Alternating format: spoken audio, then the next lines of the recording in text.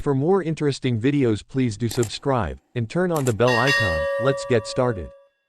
Today we're going to explain the story of room 203.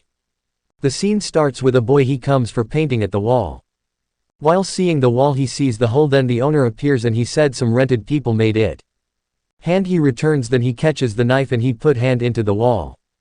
And he suddenly remove his hand from the wall, he sees blood on his hand. A knife appears from out from the wall with chain. Then he moves to another room, he sees his girlfriend.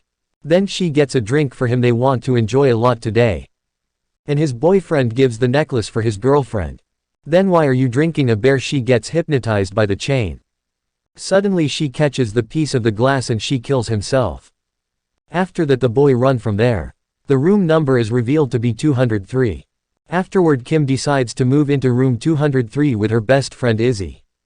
Despite her parents' warnings on their way to their new apartment, the girls meet Ronan, their landlord, and he tells them the rules of the apartment. The girls check out of their new room and discover a stained glass behind the curtain. They try to touch it, but Roman warns them to never touch the glass at night. Kim opens up the hole and she hangs a mirror over it, covers the hole. Izzy thinks about her mom and Kim decide to cheer her up by playing a game called Wheelbarrow. They decide to have fun, drink alcohol and play games. The next morning Izzy spots the hole. She sees the necklace and puts her hand inside. She begins to struggle and Kim comes to her rescue but realizes Izzy was faking it. She takes the necklace and wears it while Kim stares at the hole. In the evening the girls go out to drink in a bar. They meet two guys and decide to get friendly with.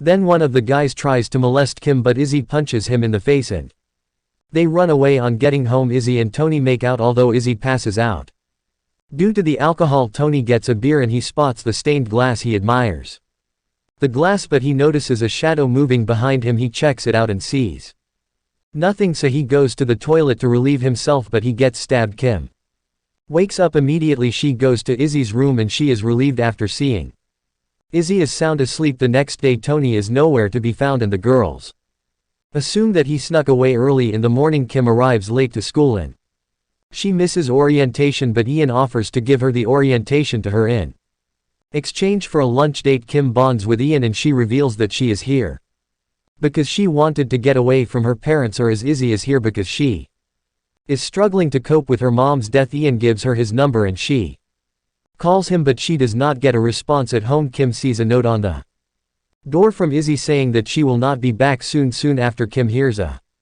strange sound. She looks around and discovers that the sound is coming from a music box. Kimmel likes to write about Izzy's near-death experience from a drug overdose as her term paper. At the same time Izzy drinks and smokes in a bar but makes a new friend, Sandy. Later that night Kim sees a creature crawling into the hole which startles her. As she tries to inspect the hole she hears a thud on the door. She moves towards the door in fear and opening it. Turns out it is Izzy at the door, but she is in a trance holding the music box while her head bleeds. Kim treats Izzy's wounds and sleeps beside her. In the morning Izzy claims she does not remember what happened last night. However, she tells Kim that Sandy is getting her an audition for a TV show and Kim tells her about Ian. Not long after Izzy goes for her audition while Kim tries to hang the mirror again and it stays. This time Kim meets Ian in school and they talk about the death of Izzy's mom from a drug overdose. Kim feels guilty for not being there for Izzy, which almost made Izzy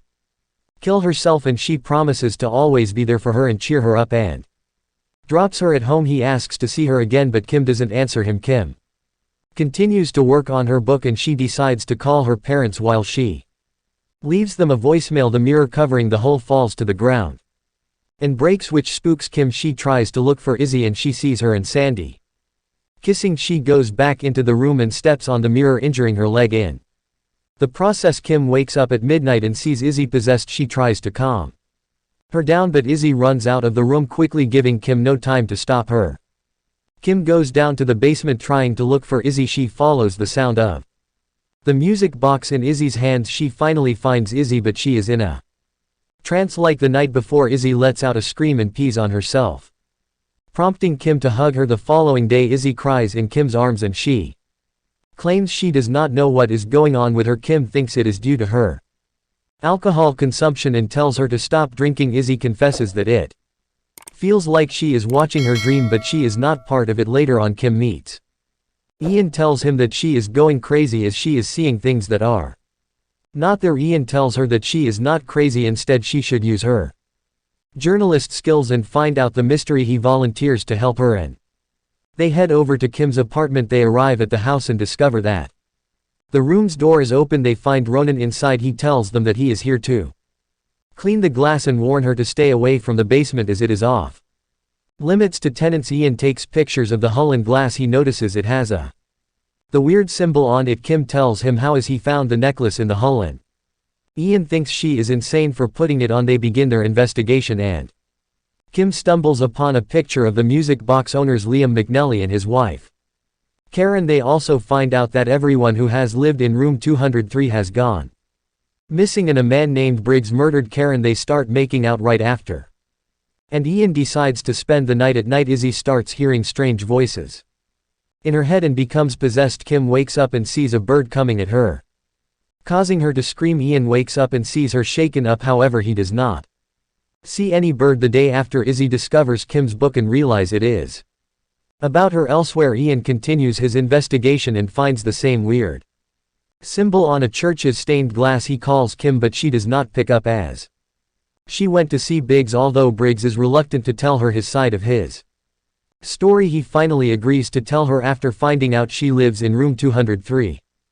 Briggs reveals that Liam killed Karen then shot himself, though Briggs was able to save the baby. He does not know who the child is. Izzy confronts Kim about the book and leaves her when she needs the most. They fight and Izzy walks out of the room in a fit of rage. Kim picks up a hammer and starts destroying the wall alongside the hole. A hand comes out of the hole and Ronan kidnaps Kim as she tries to escape. Meanwhile Ian figures out the mystery. He calls Kim and heads over to her place. It turns out Ronan is the boy Briggs who saved all those years back. Morrigu, the goddess of revenge, is trapped in the glass and Ronan has been sacrificing his tenants to work just to preserve his own life. He reveals that Morrigu needs to feed on Izzy but she keeps resisting Morrigu. Just as Kim runs away and arrives at her apartment and enters the room, he sees the hand and he freaks out. He turns to leave but Izzy stops him and kills him. Elsewhere Ronan begins the ritual preparing to kill Kim but she attacks him and leaves the room. She arrives at her room and discovers Ian's corpse, causing her to break down.